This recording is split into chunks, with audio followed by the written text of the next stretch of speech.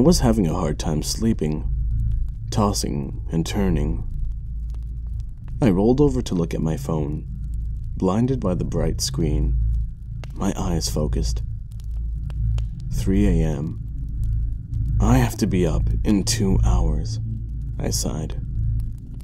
Readjusting, I caught something out of the corner of my eye that made me freeze in place. A man at my window, just staring at me. But how? I live on floor 26. The man just stood there.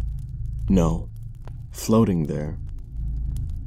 Overcome with confusion and terror, I pretended to not see him. Then, he tapped on my window.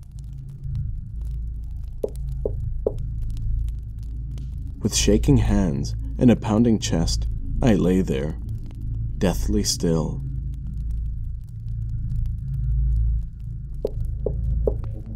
The floating man continued.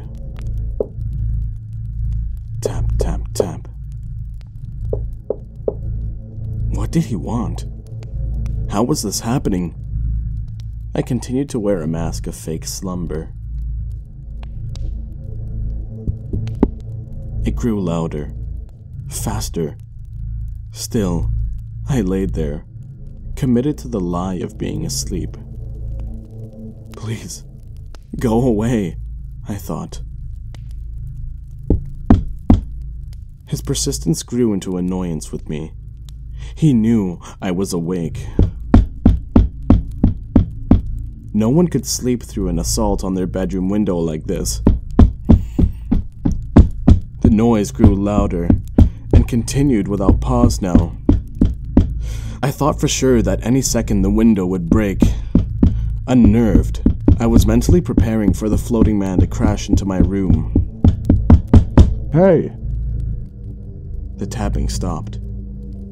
Hey, can you keep it quiet down there? My neighbor, what's her name? The pretty blonde, Jenny? Through a fraction of an open eye, behind the safety of my comforter, I peeked towards the window. The floating man was moving upwards. Tap, tap, tap, I heard on Jenny's window.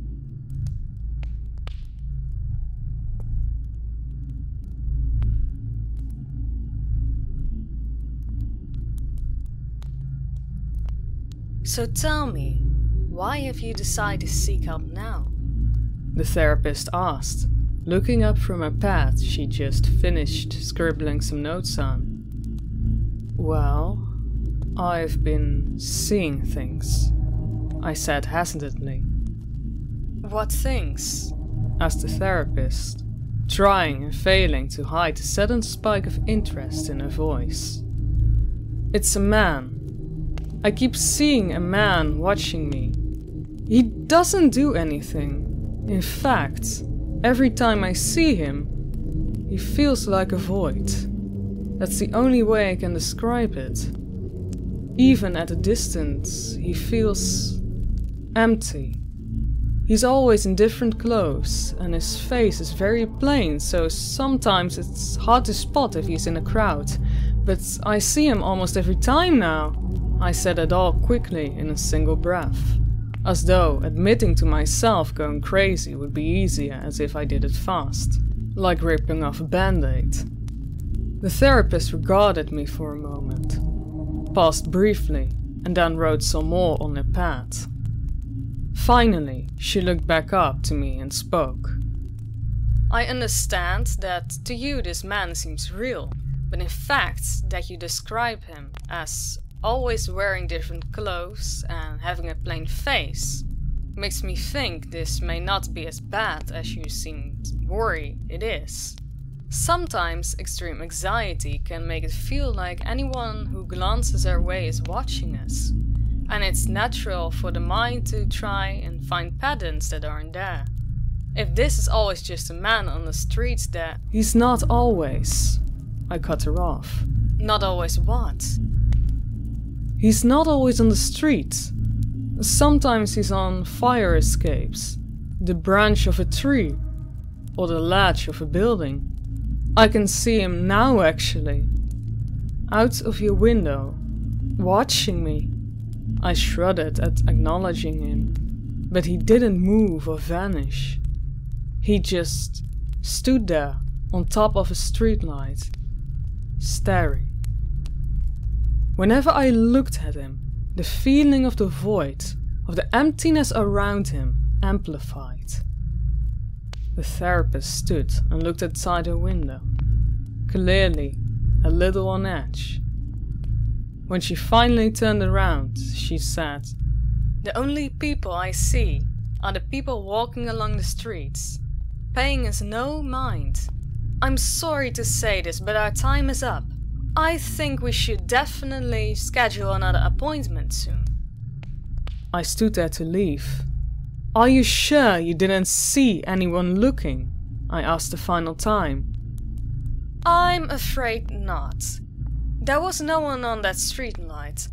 I'll see you next week, she said as the door closed behind me. Then it struck me.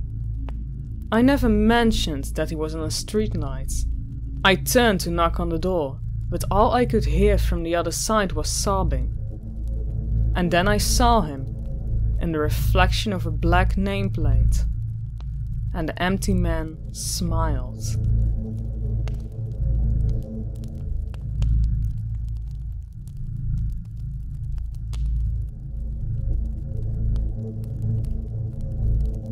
The light of the setting sun barely lit the room. I struggled to keep my eyes open. My wife and I were sat talking in the living room. I say talking, but it was mostly me, rambling on about everyday things. I'm unsure if she even heard me. She looked even more tired than I felt, barely keeping her head up. I brushed her cheeks and threw her a loving smile. Suddenly, the doorbell rang, disturbing the peace. "Don't worry, I'll get it," I said. Peering through the window, I saw a police officer standing straight, with a somber look on his face. With raised eyebrows, I opened the door. "How may I help you today, officer?" "I have urgent information to everyone in the area.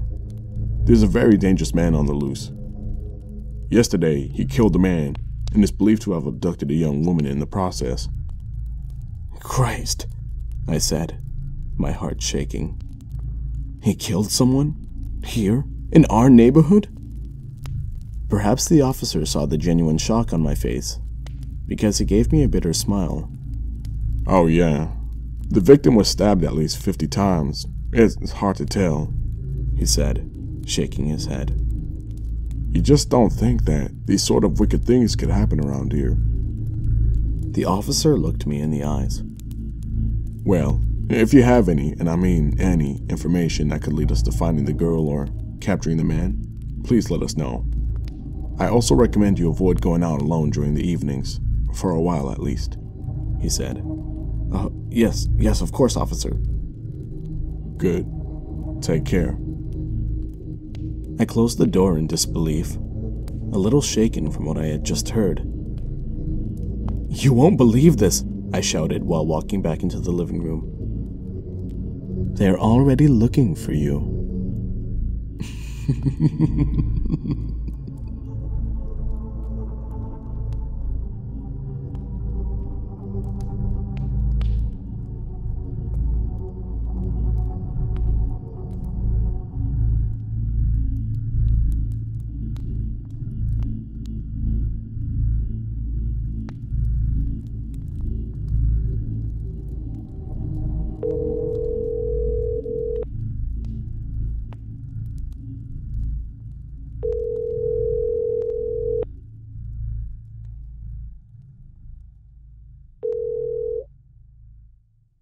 Please leave your message